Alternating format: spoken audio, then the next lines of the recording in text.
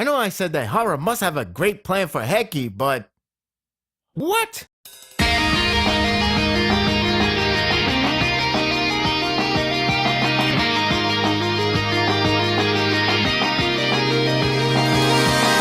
I believe it's safe to say that this night is all or nothing time for the mountain tribes. The 3-day plan didn't go as accordingly, so improvising was expected.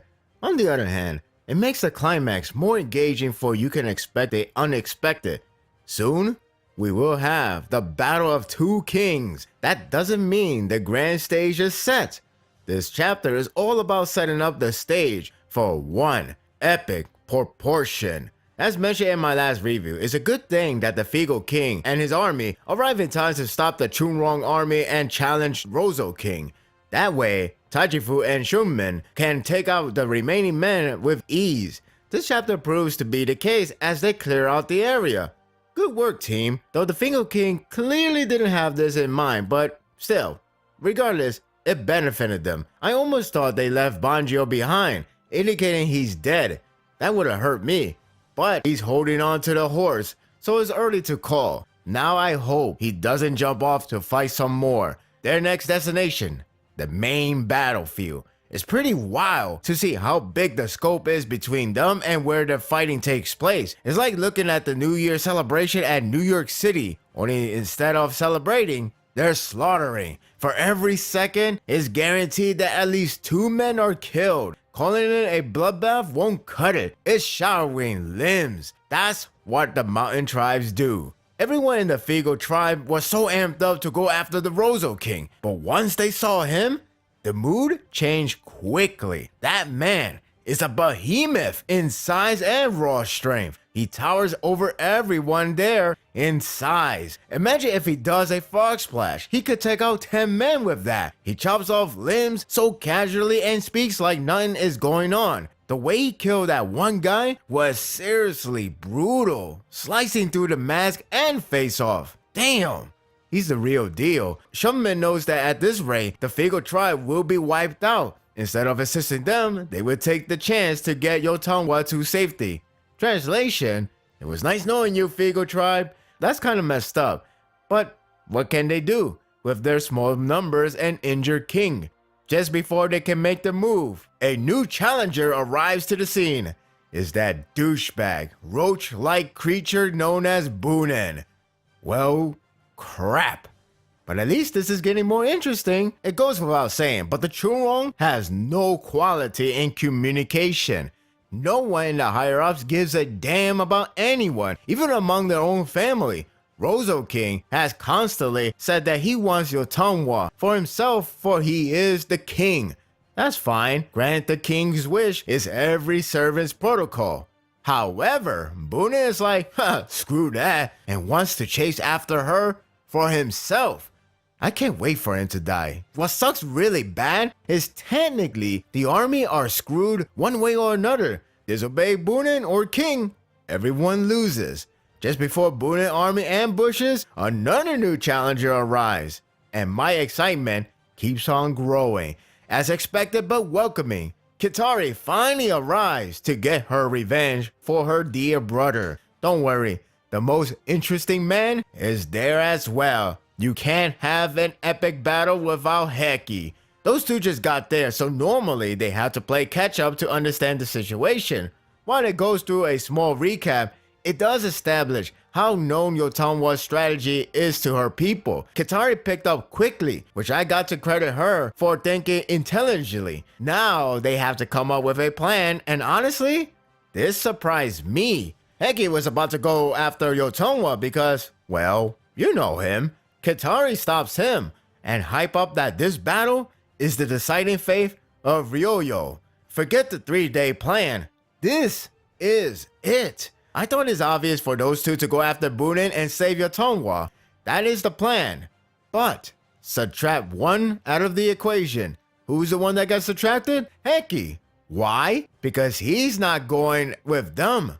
The plan for him is to go and take out the Rozo King himself.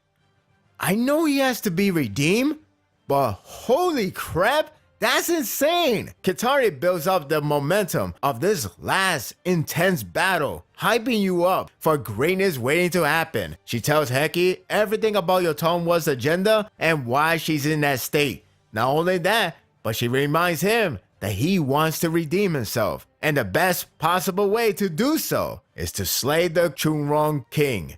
If he does that, give him the Great General title. Heki accepts it and goes out with men, marching to their greatest challenge yet. Throughout their conversation, Heki has a translator to understand Kitari's words. However, the last send-off of good luck wasn't needed. Not only it was warming for Kitari to open up for Heki, but the communication has strengthened significantly. This was great. Now I just have to hope he doesn't die here. I don't know if Hara will kill him off here, so you can bet that this is my most anticipated battle yet. I don't know if I want to hate the Figo King or not, but he basically spoils the surprise. He's all high and mighty because they got the utmost advantage. The Chunrong men don't understand why he's all arrogant, so he drops the easiest clue involved with the city. It's practically simple as, I hope your city is safe and sound. It would be so sad if something happens.